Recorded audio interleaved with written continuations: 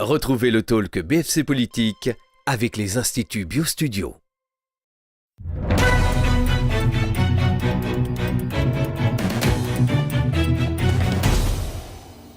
Bonjour à tous et bienvenue dans cette nouvelle émission du talk BFC Politique de ce dimanche 8 janvier 2017. Il est maire de Dijon, président du Grand Dijon, encore récemment ministre du Travail, de l'Emploi, de la Formation professionnelle et du Dialogue social, et il y tient entre avril 2014 et septembre 2015 pendant 1 an et 5 mois très exactement sous le gouvernement de François Hollande. Il vient de sortir un livre, François Rebsamen. En toute confidence, vous l'aurez compris, il est l'invité de ce talk BFC Politique, François Rebsamen. Bonsoir. Bonsoir. Est-ce que vous êtes bien reposé pendant les fêtes? Je crois que c'était le petit pic que vous a adressé François Sauvadet. Qu'est-ce qui s'est passé? Je crois qu'il avait les nerfs à vif, peut-être de fatigue de son année.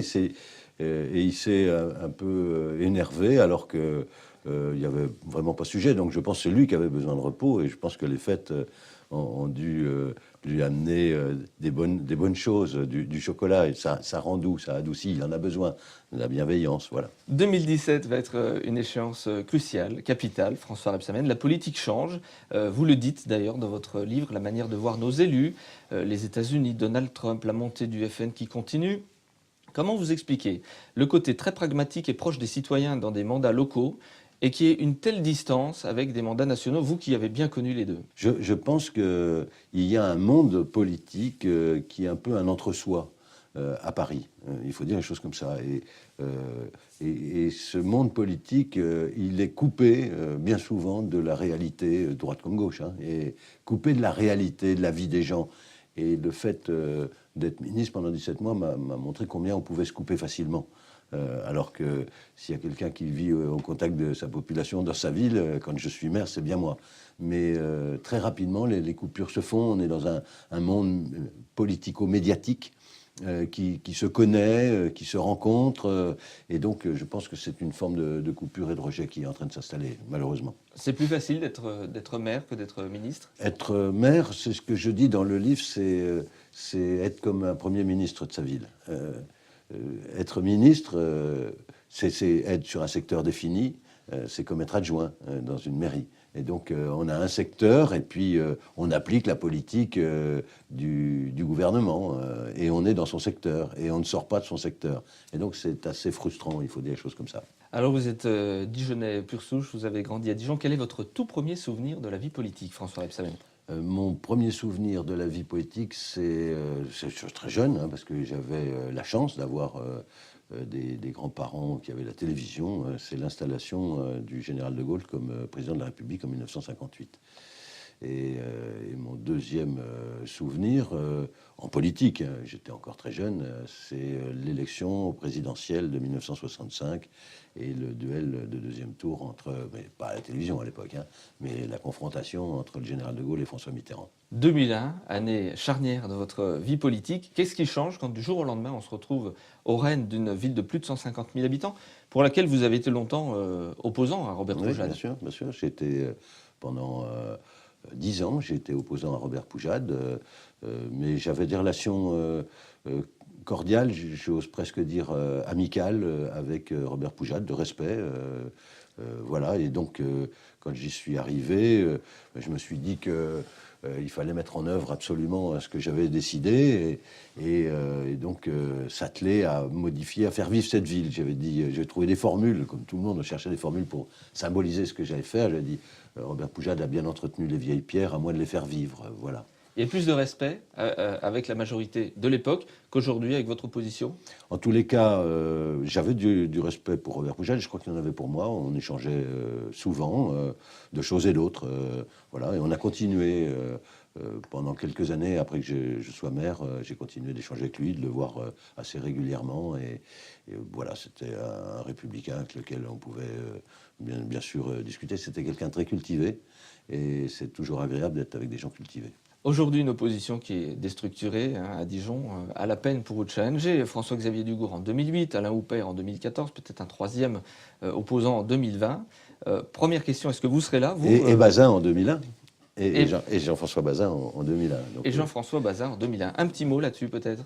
Oui, moi je regrette de ne pas avoir eu... J'avais trouvé, quand j'étais opposant à Robert Poujade, une manière je crois, de m'opposer assez intelligente, c'était de dire ce que je ferais si j'étais maire. Et je disais, bon, c'est vos choix, je les respecte, je les conteste, mais je les respecte. Moi, je ferai autrement, je ferai comme ça, et tout. Donc, il n'y avait pas d'affrontement direct. Là, aujourd'hui, c'est les contre-vérités, c'est les critiques, c'est l'explosion. Ils sont en 3 groupes, 4 groupes, ils sont 10 et ils sont en 3 groupes. Donc, on voit que c'est difficile d'avancer et d'être constructif. Voilà, et j'essaye pourtant d'être assez ouvert, voilà. Vous êtes en train de dire que l'opposition est plus centrée sur les critiques à votre égard que sur d'autres projets ou Oui, une autre oui, vision. il ne porte aucun projet, aucune vision, celle qui est là actuellement. François-Xavier Dugourc, il portait une vision qui était, à mon avis, passéiste de la ville. C'était la voiture, etc. Mais il portait une vision. Là, on est bien en peine de savoir quelle vision on peut porter, ils peuvent porter, quoi. Il y a un opposant qui est, je pense, un peu plus convenable que les autres, on va dire, dans sa manière de se comporter, c'est Laurent Bourguignat. Voilà. Vous voyez que je dis les choses tout à fait clairement. Je vois, je vois. C'est l'heure du quiz BFC Politique. François Rebsamen, vous connaissez le principe du quiz? Je connais le principe, oui. Voilà, quelques questions et puis Oui, une réponse d'accord, plutôt d'accord. rapide, oui ou non. La rencontre qui vous a le plus marqué pendant votre carrière politique? François Mitterrand. On peut en dire juste un petit mot parce que vous l'expliquez très très bien dans votre livre. C'est vraiment un homme que vous portez dans votre cœur. Oui, parce que c'était quelqu'un qui, je crois, a permis à la gauche d'arriver au pouvoir et qui n'a pas ménagé ses critiques, enfin plutôt son ironie à mon endroit, puisqu'il m'avait dit vous serez. Ah, vous pensez être maire la première fois ne le croyez pas. Donc c'était sympathique, surtout que c'était lui qui m'a demandé qui m'avait poussé à être candidat. La deuxième, peut-être. La troisième, sûrement. J'étais très fier qu'il me dise la troisième, sûrement. Il m'a dit si vous êtes toujours là. Donc j'ai compris qu'il fallait être tenace en politique. Et ça vous a servi. Visiblement. Vous invitez à dîner un de vos adversaires politiques, ce serait plutôt François-Xavier Dugourc ou Emmanuel Bichot? Bon, je pense que avec Bichot, c'est pas la peine. Tout nous oppose. C'est vraiment pas un personnage agréable. Il est proche de l'extrême droite. C'est ce que j'appelle un catho tradi absolument imbuvable. Donc, oui, je peux déjeuner avec François-Xavier Dugourc. Un mentor en politique? Un mentor en politique, Pierre Jox. Votre plus grand regret? Mon plus grand regret en politique, qu'est-ce que je pourrais trouver comme regret? Parce que j'ai finalement peu de regrets en politique. Je les oublie, je les efface. Et donc, je ne vous dirai pas que mon plus grand regret, c'est de ne pas avoir été ministre de l'Intérieur en 2012. Votre meilleur souvenir au ministère? Mon meilleur souvenir au ministère, la loi que j'ai fait voter sur le dialogue social qui entre en application et qui est aujourd'hui présentée dans toutes les entreprises et les félicitations que je reçois des chefs d'entreprise et des syndicalistes. Votre ami le plus fidèle en politique? C'est mon directeur général des services. Qui n'a pas eu de cadeau de Noël de votre part cette année? J'ai pas eu le temps d'offrir la tablette de chocolat à François Sauvadet. Votre plus grande fierté pour Dijon? Je crois le tramway. Le tramway, en 2 ans, 20 km de tramway, je crois que c'est un exploit que les services ont réalisé avec moi, bien sûr, mais que nous avons porté ensemble pour cette ville et qui a transformé cette ville. On vient de loin pour voir la réussite de ce tramway. On vient de pays étrangers, on vient du Brésil. Voilà, donc je pense que c'est une vraie réussite. Et surtout, la réussite, c'est que ça marche et qu'il y a énormément de monde, 90 000 personnes, voyageurs jour, c'est un record. Alors l'opposition n'en voulait pas, hein. C'était clair en 2007, il n'y avait pas de négociation possible. Aujourd'hui, je pense que personne ne verrait Dijon sans tram. Oui, c'est vrai. On en est où du coup par contre? Parce qu'il avait été dénoncé par l'opposition, le projet s'amortit, ça se passe bien à ce niveau-là? Oui, j'ai été aidé par le département, oui, je sais reconnaître les choses. J'ai été aidé par François Sauvadet à l'époque, il avait apporté 20 millions d'euros, ce qui n'est pas rien. La région m'avait aidé encore plus, François Patria avait amené 40 millions d'euros. Donc, et l'État m'avait également beaucoup aidé, quelqu'un que j'apprécie, qui était au gouvernement à l'époque, qui s'appelait Jean-Louis Borloo, avec lequel j'avais des bonnes relations, des relations amicales, je les ai toujours, qui avait apporté, enfin le ministère avait apporté quelques 60 millions d'euros. Donc c'est un beau projet qui a été porté collectivement et qui est une vraie réussite. Prioribus, qui a été peut-être mis entre parenthèses pour le moment? Oui, qui n'a pas été mis entre parenthèses, qui a été décalé dans le temps, faute pour le moment de lisibilité suffisante en matière de recettes fiscales pour financer ce projet. Les projets sont toujours dans les cartons, c'est Oui, pas abandonné. oui. Non, il est en version réduite pour le moment. Et il se fera, mais à une échelle plus réduite. J'ai appris quelque chose pendant toutes ces années. J'ai appris que ce que les services ne savent pas, et que moi je sais, c'est qu'il n'y a rien de pire que de changer le lieu d'un arrêt de bus, si vous voulez tout savoir. Donc, vu que je l'ai fait 3 fois, je n'ai pas envie de le faire une 4e fois. Le Zénith, un beau projet. C'est pareil, hein, aujourd'hui on verrait plus Dijon sans Zénith. Tant mieux, ça veut dire que ça marche. D'ailleurs, c'est un des 3, je crois que c'est le 3e Zénith de France en termes de capacité de remplissage, 9500 places. L'opposition nous rappelle régulièrement que ce projet, ceci dit, avait été initié par votre prédécesseur Robert Poujade, c'est exact? Pas du tout, c'est absolument faux. Ça permettra de remettre les... Ah oui, c'est clair. Ils avaient trouvé l'idée de construire un zénithon. Et Jean-François Bazin portait à l'époque l'idée d'un zénithon. C'est un truc qui n'a jamais existé, parce que le zénith, c'est une marque déposée, ils ne le savent même pas. Et donc, celui qui s'appelle Colline, qui est le responsable des zéniths, que j'ai rencontré à l'époque, en souriait, et il voulait faire une petite salle de 3000 places. C'était bien suffisant, disait-il à l'époque. Ça relevait à peu près, ça montrait leur esprit étriqué. La piétonisation du centre-ville, un succès également? Oui. Pour les commerces, le commerce de centre-ville de Dijon, contrairement aux critiques, aux attaques, etc., c'est un des commerces de centre-ville qui a le moins aujourd'hui de vacances. 5,5% de taux de vacances, c'est quasiment le taux de rotation.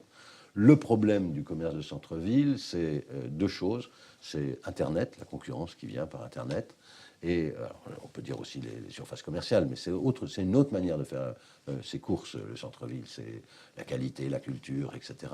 Et donc Internet, premier problème. Et puis, deuxième problème, c'est le montant des loyers, qui est trop élevé. Est-ce que seront piétonnisées les 2 transversales, la rue du Château et la rue des Gaudrans, avec éventuellement disparition de la desserte de la ligne 4? Pas pour le moment, non. On vient de terminer la rue Charrue, la rue Piron. C'est déjà un bel ensemble. Moi, j'ai en tête, en poursuivant, de piétoniser la petite partie qui est derrière le Palais des Ducs, du côté du Jardin des Ducs, Square des Ducs, et dans le prolongement de la rue des Forges. La Cité de la gastronomie, un projet ambitieux. Un mot peut-être avant de parler des 2 recours. Sur cette Cité de la gastronomie, c'est vous qui l'avez souhaité? Bien sûr, bien sûr. Il y a un appel à candidature qui a été lancé à l'époque par Jean-Robert Pitt au titre de la mission française. Et donc, on a candidaté, on a été retenu. Et aujourd'hui, je peux dire que nous avons, d'après les experts et d'après Jean-Robert Pitt, le meilleur projet, qui est une vraie cité internationale de la gastronomie et du vin. Et donc, il fallait trouver un opérateur pour le faire, parce que la ville ne pouvait pas porter toute seule un tel projet, de l'ordre de 250 millions d'euros. Et donc, l'opérateur, c'est Eiffage. Et on avance malgré les manœuvres de retardement qui sont anti-économique de M. Bichot. C'est vraiment... c'est une malédiction pour cette ville, hein, ce garçon. D'ailleurs, tout le monde me le dit. À Beaune, avec ceux qui étaient avec lui avant, ils disent heureusement qu'il est parti chez vous. C'est pas de chance pour la ville, hein, parce qu'il fait tout pour bloquer les projets, des beaux projets. Et puis un recours, le recours du Berrouy qui est décédé tragiquement cet été. Mais qui a retiré son recours. La CGR a retiré son recours. J'ai vu le fils de Hubert Rouy, que je connaissais bien. Vous savez, à un moment, on m'a accusé d'être l'ami de CGR. Enfin, je dis que les entreprises. J'étais l'ami de CGR. Ensuite, maintenant, je suis devenu l'ami d'Eiffage. En réalité, je suis l'ami des entreprises. Voilà.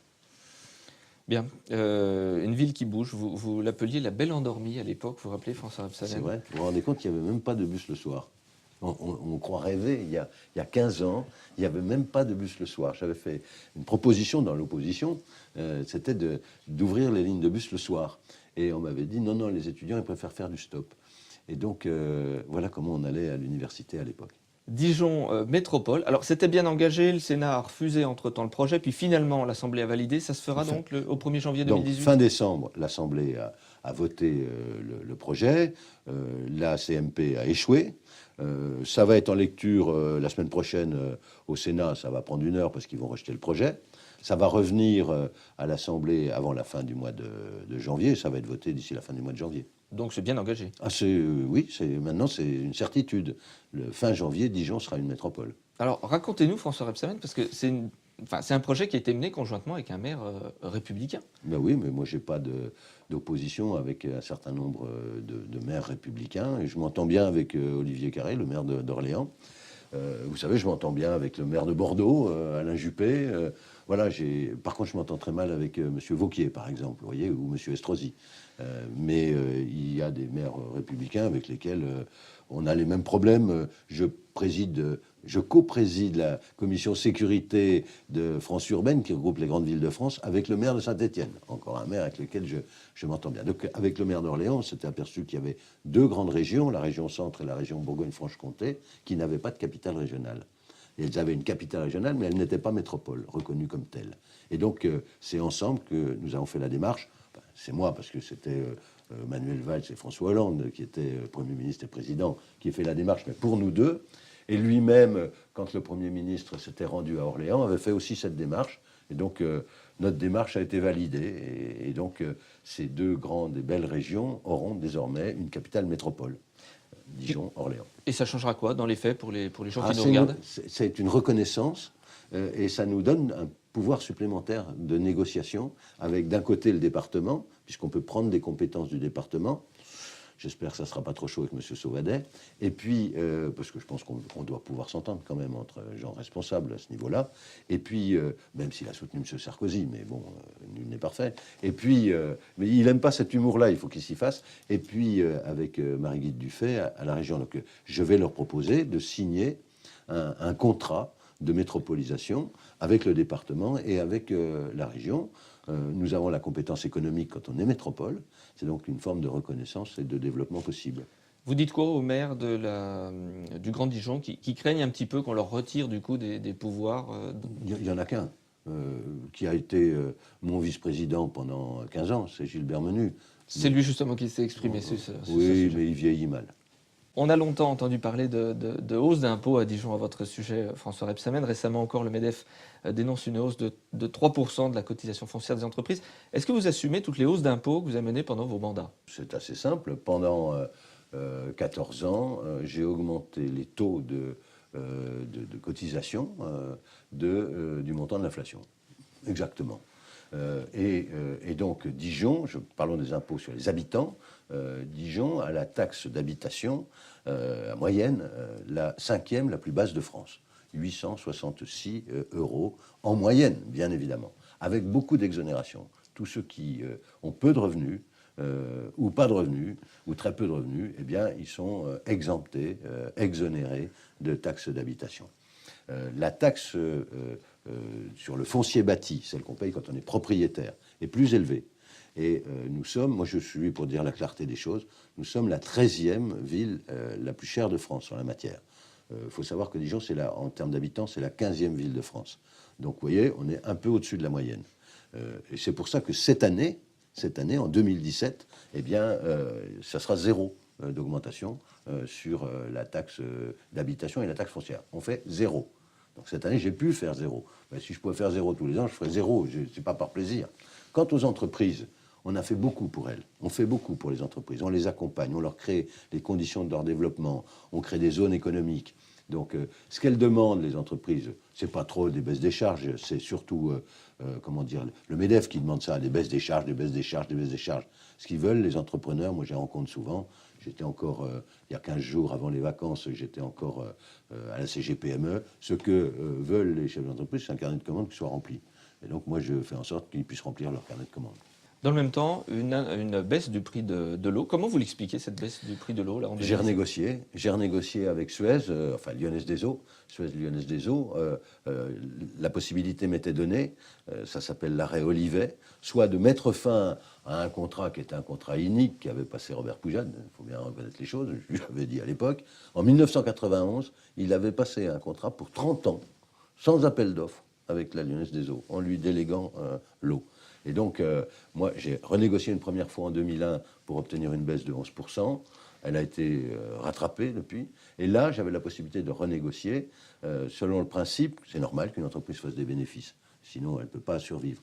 Mais il y a un moment où, quand les bénéfices dépassent 5%, eh ben, il faut rendre. Et c'est ce qui se passe là. Et donc, le surplus de bénéfices que fait la Lyonnaise des Eaux, Suez, on le redistribue, on le redonne aux Dijonnais sous forme d'une baisse qui va atteindre 40 centimes d'euros par mètre cube, eau et assainissement. Et donc, en 2020, là, aujourd'hui, l'eau et l'assainissement, c'est 4,16 euros. Eh bien, en 2020, ça sera 3,80 euros. Ça sera une belle baisse et on sera en dessous de la moyenne des villes à ce moment-là. Votre opposition doit partager, j'imagine, ce genre de nouvelles. Pas du tout. Ils trouvent que c'est une baisse, je pourrais vous le faire, en trompe-l'œil, ou c'est pas assez. Voilà. Mais on voit qu'ils n'ont jamais géré. Jamais géré. C'est ça leur problème. Ils n'ont jamais eu une responsabilité de gestion. Donc, ils sont, quand on n'est pas en responsabilité, ils sont irresponsables. Les échéances de 2017, on va parler des législatives dans un premier temps, et notamment de la première circonscription. Laurent Grandguillaume abandonne. Une parenthèse, qu'est-ce qui se passe avec Laurent Grandguillaume? Ça chauffe des deux côtés? Non, enfin, moi non, respect. Je veux dire, il a pris une décision, je la respecte. Je l'ai regretté parce qu'il a fait du bon travail. C'était un bon parlementaire, mais c'est son choix de vie, c'est sa décision. Et donc, on peut le regretter. Je l'ai regretté au moment où il a pris cette décision, mais après tout, il est maître de sa vie, c'est son choix, c'est sa décision, il faut la respecter. Voilà. Dommage, mais c'est comme ça. Vous auriez continué à travailler de votre côté avec lui? J'avais donné une consigne à tous les élus municipaux de gauche de Dijon, tout faire pour que Laurent Grandguillaume soit réélu. Je ne pensais pas qu'il allait arrêter. Ce sera donc Zlatana Zikovic, qui a priori Sladana, oui. il va. Alors un mot sur votre adjointe. Je crois qu'elle est adjointe déléguée aux relations internationales et extérieures, oui, notamment. Très bien. Elle est très bonne adjointe, très travailleuse, qui va se faire connaître et apprécier des habitants de cette circonscription et qui, je suis sûr, portera dignement les couleurs de la gauche. Elle ira avec qui? Ah, ça, il faudra lui demander, c'est son choix. Ça sera son choix. Est-ce que vous suivez un petit peu ce qui se passe sur la première circonscription, mais au niveau de l'opposition? Oui, mais j'attends de voir comment les choses vont se dérouler parce que j'ai l'impression que c'est à peu près comme au conseil municipal aujourd'hui. Il y a autant d'hommes que de tendances. Vous avez un avis sur Anne Herchens qui a été investi, Non, François-Xavier Dugout qui souhaite y aller? Je ne porte pas d'avis sur... c'est leur affaire. Les primaires à gauche. Alors on dit la primaire à droite. Est-ce qu'on dit la primaire à gauche ou les primaires à gauche? Disons les primaires, d'une manière globale, et c'est la primaire de la gauche, oui. Vous souteniez François Hollande, qui finalement n'ira pas. Vous serez derrière qui, François Rebsamen? Bonne question. Je ferai un choix que vous allez découvrir avec mon ami Stéphane Le Foll. Voilà, donc nous sommes des Hollandais fidèles à François Hollande et donc on regarde ça, on a fait des propositions et on verra lequel des candidats reprend ces propositions. Ce que je peux dire, c'est que je ne voterai ni pour Arnaud Montebourg ni pour Benoît Hamon. Il en reste encore quelques-uns. Il en reste deux. Un livre, François Rebsamen, en toute confidence, un livre qui se dévore, qui est facile à lire, dans lequel on apprend des tas de choses. Alors déjà, pourquoi ce livre? Besoin un moment, le besoin de dire ce que j'ai ressenti et de faire des propositions, puisque je fais des propositions. Et d'ailleurs, j'espère qu'il y aura un candidat qui va les reprendre. Et je pense que Vincent Payon a été attentif à mes propositions sur les institutions. Parce que je pense que le grand problème de la gauche sous le quinquennat de François Hollande, je l'ai dit à François Hollande, c'est l'absence de réflexion sur l'évolution nécessaire de nos institutions. Alors, il y a pas mal de choses, pas mal d'anecdotes. Page 84, une partie de la droite a depuis longtemps épousé les idées du FN. Monsieur Michaud, par exemple. D'accord, pas forcément toute la droite. Alors. Non, j'ai dit une partie. Voilà. J'ai dit qu'il y avait une droite républicaine avec laquelle, d'ailleurs, on me le reproche des fois, je m'entends bien. Le programme économique de la droite, c'est celui du CNPF pour vous? Ah oui, enfin celui de François Fillon, qui est maintenant officiellement le candidat de la droite. C'est incroyable. C'est la décalque absolue. Suppression de l'ISF, création de temps d'emploi, baisse des charges. Vous reprenez le programme. Parce que je pense qu'il y a beaucoup des auditeurs ou des téléspectateurs qui ne savent pas ce que c'est que le CNPF. On va dire que c'était l'ancêtre du MEDEF. Et donc, c'était d'ailleurs le père de M. Gattaz. C'est M. Gattaz père. Le père promettait 500 000 emplois si on baissait les charges. On n'en a jamais vu créé. Et le fils a promis 1 million, lui. Et donc, voilà, c'est la famille Gattaz. Pierre Gattaz, dont vous dites dans votre livre que c'est un petit syndicaliste, vous lui avez dit? Je lui ai dit dans un contexte bien particulier, car Pierre Gattaz, qui est un homme par ailleurs, je le dis, courtois et agréable à fréquenter, dans son comportement de président du MEDEF, est une sorte de monsieur plus permanent. Dès que vous lui avez dit on se met d'accord sur ça, il vous dit il me faut encore ça, et puis vous lui dites ça, et encore ça, donc voilà. Et j'avais dit il est pire que les syndicalistes, c'est un petit syndicaliste. Je m'en étais excusé auprès des syndicalistes. Nicolas Sarkozy, vous dites de lui qu'il ne voit le monde qu'en noir et blanc, en mode binaire. Il y a ceux qui sont avec lui et qui le servent, et ceux qui sont contre lui, et que du coup il traque. François Rebsamen, vous voyez la vie en noir et blanc ou en couleur? Moi, je vois la vie en couleur. Et je la vois en rose, j'espère. Quelques anecdotes. Bah, tiens, justement, sur Nicolas Sarkozy, quand il est venu, alors j'étais stupéfait par l'anecdote de l'aéroport et sa visite. Un petit mot, parce que c'est vraiment... C'est ça, Nicolas Sarkozy, ou plutôt c'était ça, puisque cette fois-ci, il semblerait qu'il soit retiré de la vie publique.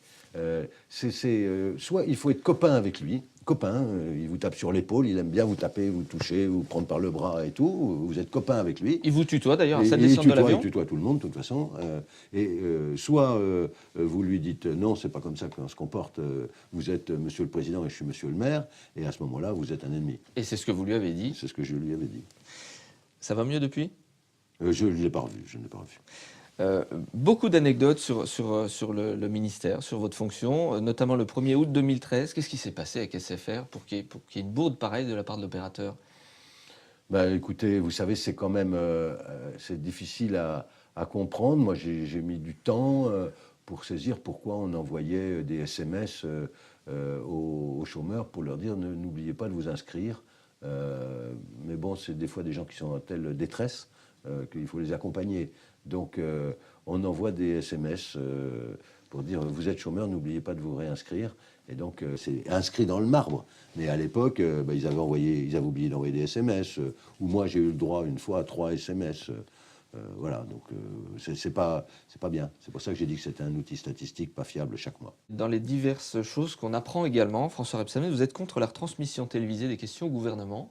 Oui, c'est une proposition, c'est une proposition. Vous l'expliquez bien, c'est pour vous c'est un show, c'est une mise en scène parce que en fait on sait qu'on passe à la télé, donc on en fait un peu plus qu'on en ferait. Oui, surtout avec le scrutin majoritaire, c'est-à-dire que quand on est dans l'opposition, on s'oppose, on ne fait que ça, parce qu'on ne peut rien proposer, de toute façon c'est jamais accepté. Et quand on est dans la majorité, on suit, parce qu'on ne peut pas faire autrement. Donc je suis contre le système majoritaire qui a été mis en place du temps du général de Gaulle. Je sais comment vous dire, la stabilité que ça a apporté à nos institutions. Je connais tellement, mais je pense que seul un scrutin proportionnel est un scrutin démocratique qui permettrait d'avoir des majorités d'idées. Et je crois aux majorités d'idées et je fais l'éloge du compromis. François Rebsamen, en toute confidence, qu'on trouve dans toutes les librairies. Les bonnes librairies, oui, à Dijon, en tous les cas, dans toutes les bonnes librairies. François Rebsamen, je vais vous laisser vous adresser aux téléspectateurs qui nous suivent pour leur adresser un petit message de vœux. La caméra qui est juste en face de vous. Et puis on se quitte juste après. La nouvelle année vient de commencer. Et mes souhaits les plus chers pour les habitants de notre ville, de notre communauté urbaine, de notre future métropole, c'est que cette année 2017 soit une année où la protection à l'égard de nos concitoyens puisse s'appliquer au mieux et une année qui nous évite les traumatismes et les drames que nous avons connus en 2016 en France et dans d'autres pays européens. Je pense à l'Allemagne. François Rebsamen, merci d'avoir été l'invité de cette émission. Merci. Quant à nous, on se retrouve la semaine prochaine. Nous serons le 15 janvier. Ce sera Patrick Jacquier, président de l'UMI, qui sera notre invité. Puis, dans 15 jours, Rémi Delatte sera l'invité du prochain talk BFC Politique. Rémi Delatte, que vous connaissez bien. Très bien, que j'apprécie, avec lequel je travaille. On travaille ensemble à la communauté urbaine, à la métropole bientôt. Et Rémi Delatte, auquel j'avais proposé d'être président de la région en 1998, mais qui n'a pas osé franchir le pas. Voilà pour l'anecdote. À bientôt, François Rebsamen. À bientôt. Merci.